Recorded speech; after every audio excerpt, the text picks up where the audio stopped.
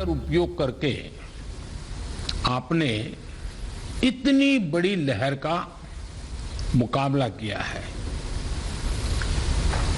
साथियों, आपसे बातचीत की शुरुआत में मैं आपको वो दिन याद दिलाना चाहता हूं जब आप इस सेवा में आने के लिए तैयारी कर रहे थे।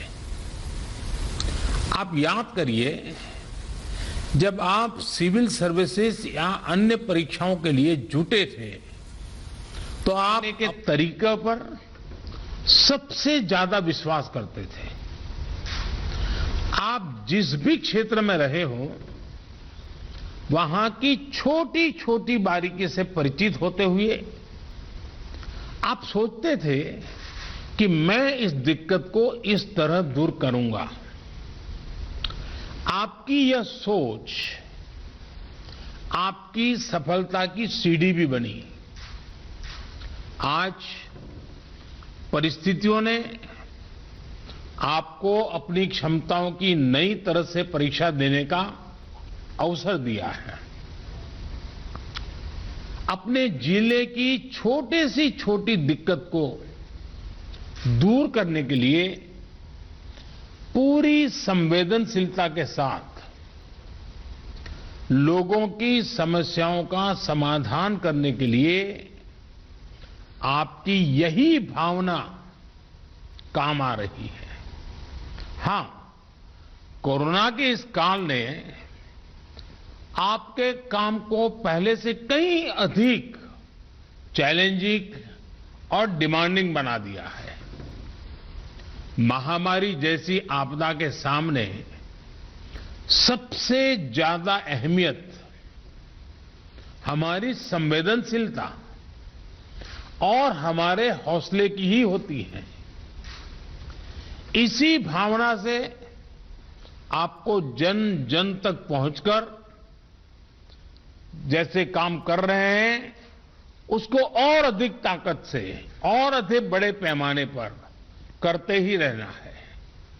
साथियों, नए नए चैलेंजेस के बीच हमें नए नए तौर तरीकों और समाधानों की जरूरत होती है और इसलिए ये जरूरी हो जाता है कि हम अपने स्थानीय अनुभवों को साझा करें और एक देश के रूप में मिलकर के हम सब काम करें। अभी 2 दिन पहले ही मेरी अन्य कुछ राज्यों के अधिकारियों से भी मुझे बात करने का मौका मिला था। उस बैठक में अनेक सुझाव, अनेक समाधान अलग अलग जिलों के साथियों की तरफ से आए हैं। आज भी यहां कुछ जिलों के अफसरों ने अपने जिलों की स्थिति और अपनी रणनीति को हम सबके बीच साझा किया है। जब फील्ड पर मौजूद लोगों से बातचीत होती है तो ऐसी अभूतपूर्व परिस्थितियों से निपटने में बहुत अधिक मदद मिलती है। बीते कुछ समय में ऐसे अनेक सुझाव मिले हैं। अनेक जिलों में परिस्थिति के अनुसार कई इनोवेटिव तरीकों की भी जानकारी आप लोगों से मिली है। गांवों में कोरोना टेस्ट की सुविधा अधिक से अधिक लोगों तक पहुंचाने के लिए मोबाइल वैन का तरीका कई लोगों ने अपनाया है। स्कूलों, पंचायत भवनों को कोविड केयर सेंटर्स में परिवर्तित करने का कुछ लोगों ने इनिशिएटिव लिया है। आप लोग खुद गांव-गांव जाते हैं, वहां की व्यवस्थाओं की निगरानी करते हैं, आप ग्रामीणों से बात करते हैं, तो इससे जो वहां का सामान्य नागरिक है या वहां के गांव के जो एक प्रकार से लीडर लोग हैं, 5 होते हैं, 10 होते हैं, 15 होते हैं, अलग अलग क्षेत्र के होते हैं, उनको जब शंकाओं का समाधान होता है और डायरेक्टली आपके साथ जुड़ते हैं तो उनका आत्मविश्वास अनेक गुना बढ़ जाता है। सारी आशंकाएं एक प्रकार से आत्मविश्वास में बदल जाती है। आपकी मौजूदगी से आपके संवाद से गांव में ये डर निकल जाता है कि कुछ हो गया तो हम कहां जाएंगे, हमारा क्या होगा। आपको देखते ही सारा मन उसका बदल जाता है। इससे लोगों में साहस के साथ ही अपने गांव को बचाने की जागरूकता भी बढ़ती है। और मेरा आग्रह है, हमें गांव-गांव यही संदेश पक्का करना है कि हमें अपने गांव को कोरोना से मुक्त रखना है और लंबे अरसे तक जागरूकता से प्रयास करना है। साथियों, बीते कुछ समय में ये बात सही है कि देश में एक्टिव केस कम होने शुरू हुए हैं।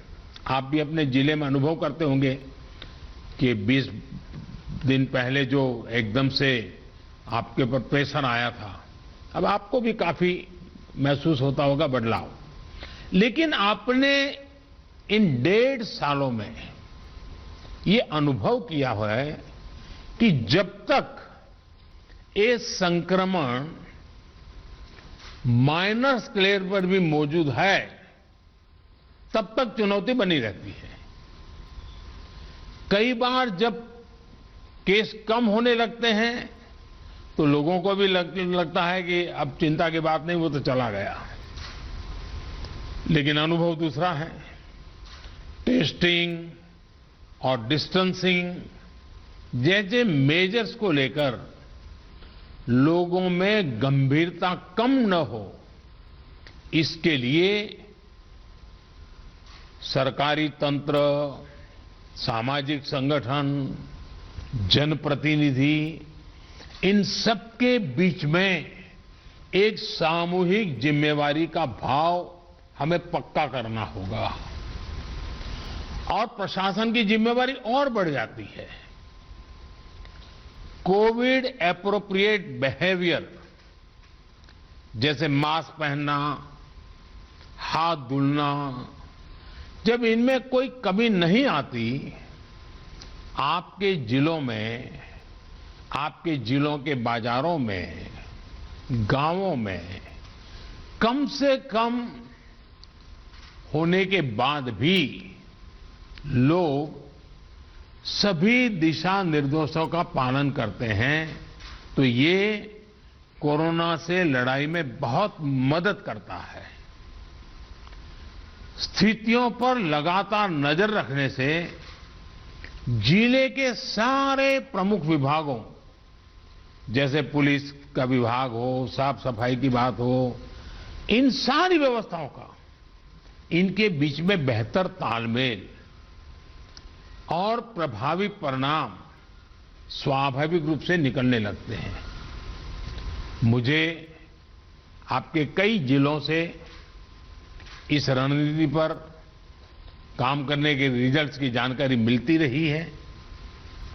इन जगहों पर आपने वाकई बड़ी संख्या में लोगों का जीवन बचाया है।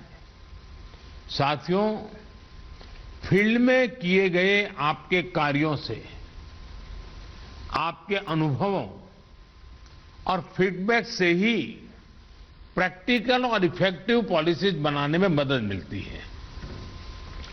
टीकाकरण की रणनीति में भी हर स्तर पर राज्यों और अनेक स्टेक होल्डर से मिलने वाले सुझावों को शामिल करके आगे बढ़ाया जा रहा है।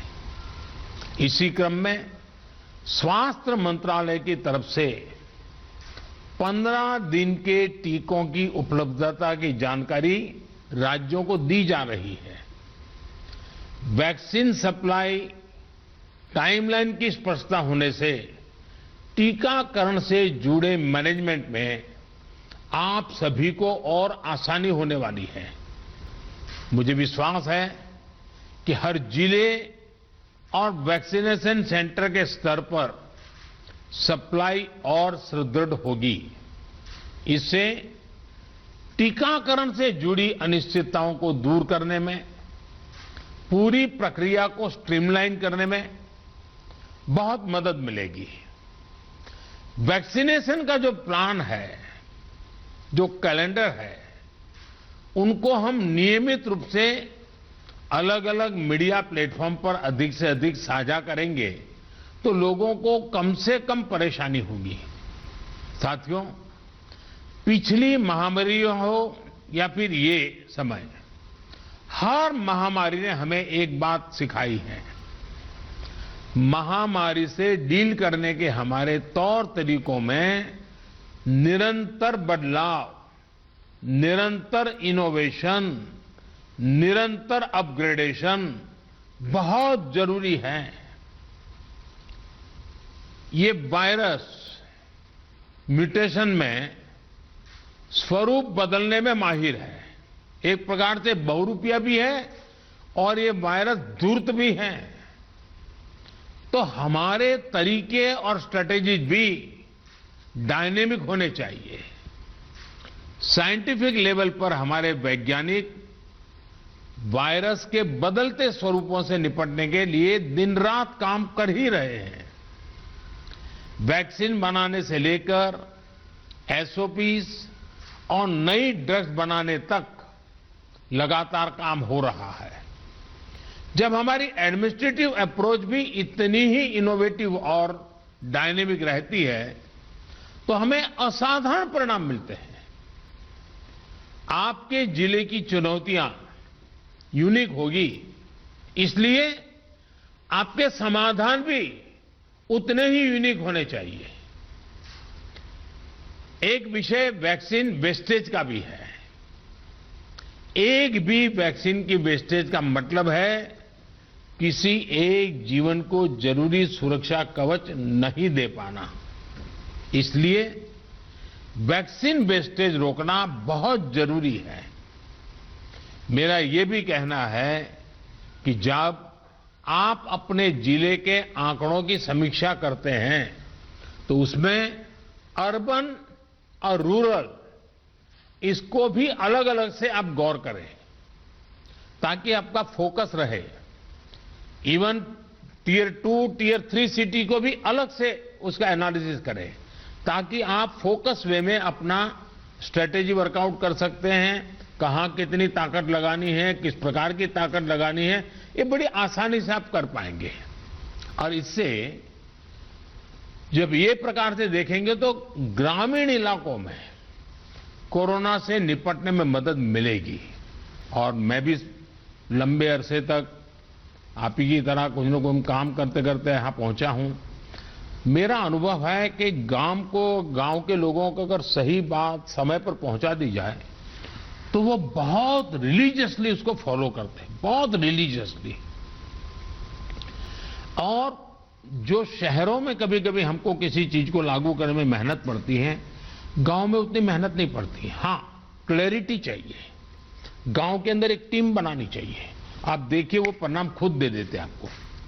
साथियों, सेकंड वेव के बीच वायरस म्यूटेशन की वजह से अब युवाओं और बच्चों के लिए भी ज्यादा चिंता जताई जा रही है। अभी तक हमारी जो रणनीति रही है, आपने जिस तरह फील्ड में काम किया है उसने इस चिंता को उतना गंभीर होने से रोकने में मदद तो की है, लेकिन हमें आगे के लिए और अधिक तैयार रहना ही होगा।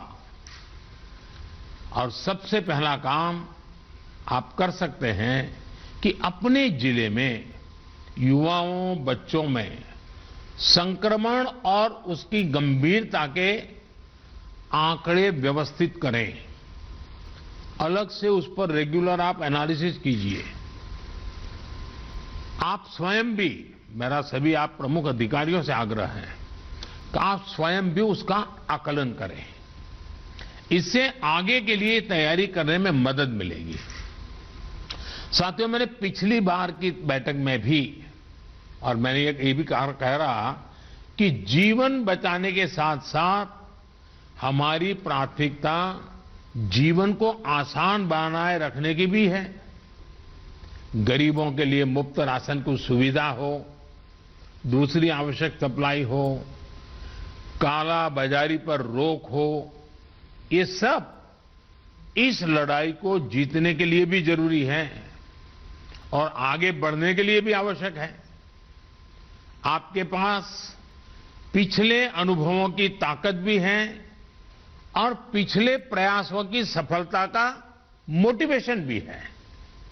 मुझे पूरा भरोसा है कि आप सभी अपने अपने जिलों को संक्रमण मुक्त करने में सफलता पाएंगे। देश के नागरिक का जीवन बचाने में, देश को विजयी बनाने में हम सभी सफल होंगे। और मेरा आज कुछ साथियों को सुनने का मौका मिला है, लेकिन आपके पास, हर एक के पास कुछ न कुछ सफलता की गाथाएं हैं। बड़े अच्छे इनोवेटिव प्रयोग आप सबने कहीं न कहीं किए हैं। अगर वो आप मुझे पहुंचा देंगे तो जरूर इसको देश भर में पहुंचाने में मुझे सुविधा होगी, क्योंकि